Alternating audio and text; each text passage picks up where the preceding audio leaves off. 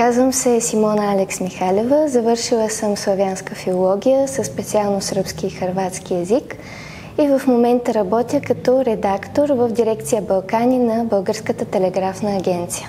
По време на следването ми имаше наистина много незабравими спомени от това, че в началото не бях напълно уверена, че искам да следвам точно това, да уча точно тези езици, до целият процес на развитие на среща с различни хора, преподаватели, колеги, които ме убедиха, че точно това е специалността, която ми е писано да следвам и точно това е нещото, с което аз наистина ще се чувствам един ден уверена, че мога да работя и мога да съм щастлива в ежедневието си, ходейки на работа и занимавайки се с тези езици и такъв тип информация.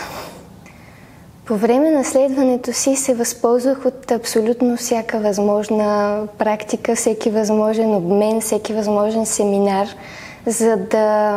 на първо място, за да усъвършенствам езиците, които уча, защото това е много важно да се използват езиците на ежедневно ниво, не само в университета. Отидох веднъж в Сърбия, веднъж в Хърватия и веднъж в Словения на обмен по различни програми. По време на докторантурата си в Софийския университет също ходих в Сърбия на обмен. Възползвах се от всички семинари езикови и литературоведски в различни градове в трите държави.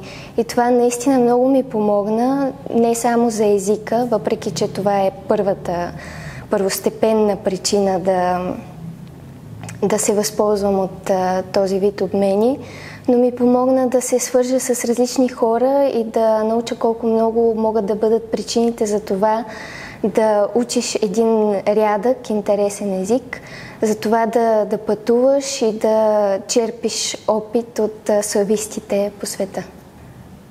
Не съм сигурна, че славистичното образование напълно ме е подготвило за живота след това и за пазара на труда, защото никога не си напълно подготвен за нещо, докато то не ти се случи, докато не се изправиш пред него. Със сигурност следването в Софийския университет ми даде много. Преподавателите ни, които 5 години са ни отглеждали, са ни развивали, са ни усъвършенствали, са ни разказвали за всички възможни кариери, които можем да постигнем след завършването. Това наистина много ми е помогнало. Но най-важното е, че аз съм научила няколко езика да говоря, да мога да работя с тях на много високо ниво. Подготовката в Софийския университет наистина е на много високо ниво. И това ми помогна със сигурност да достигна до институция като Българската телеграфна агенция, защото там е много трудно да влезе човек, който не знае какво прави. Трябва да си подготвен по някакъв начин. И със сигурност мисля, че преподавателите в Софийския университет са ми дали много, за да съм готова да отида там уверена и да не започвам от нулата, а да знам с какво се занимавам. Сегашната ми работа е най-хубавото нещо, което ми се е случило след следването в Софийския университет, защото имах един момент след завършването, в който не бях сигурна, че ще мога да се реализирам със специалността си. Въпреки че има много кариерни възможности, аз бях против възползването от някои от тях. Просто исках да намеря своето място и не бях сигурна, че това може да се случи лесно. Но все пак на мен се случи и мисля, че на всеки би могло да се случи, ако знаеш какво искаш и как искаш да се развиваш, на къде вървиш.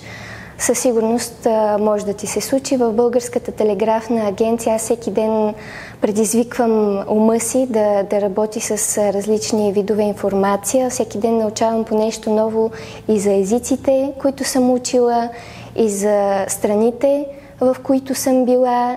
И винаги има нещо ново да се открие, нещо ново да се научи. И със сигурност школата продължава и след излизане от университета. На бъдещите студенти в специалността славянска филология бих дала като съвет да не се отказват, защото на първо четене славянските езици изглеждат лесни, близки са до българския език. На второ четене граматиката е много по-различна от тази на българския език и понякога хората се отказват при първата трудност. Това не е най-добрият начин да постигнеш нещо в живота си. Със сигурност славянските езици са много интересни, всеки един от тях, и със сигурност всеки един бъдещ или настоящ студент може да открие чара на всеки от тези езици, и това да се отказваш на първото неразбиране, например, на това какво е падеж, или да се откажеш, защото не можеш да запомниш от първия път някоя дума, която звучи странно. Не трябва да отказва човек от научаването на един толкова ценен език.